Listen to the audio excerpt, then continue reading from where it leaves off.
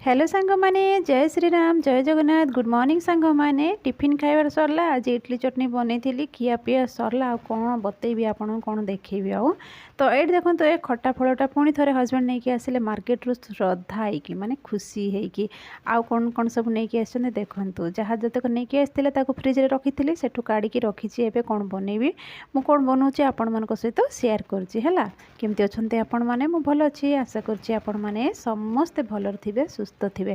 तो ये देखो सांग मैंने कढ़ई फास्ट बसई से पानी भी देती पानी फुटी सारा पर से खुद बतरे रखी धोईकी पकईदेली आउ तापर से लुण हलदी गुंड पकईदेली से फुटीगला परिवा पकई ये मूला नहीं आउ से जो दोस्काय कहे ना खट्टा फलटा से देखी मैंने खट्टा काकुड़ी मो से पकईदेली कंचा लंका दीटा काटिकी पकई देती तापर बैगण टी काटी पकई मो पाखे सीम ना सीम थे सीम टी पकई था आउ कि परिवा भी पकईले हम जोटा कि कौन कहते खंबालू सॉरी खंबालू कौची जो सारू सारू तो ना सरी जाइए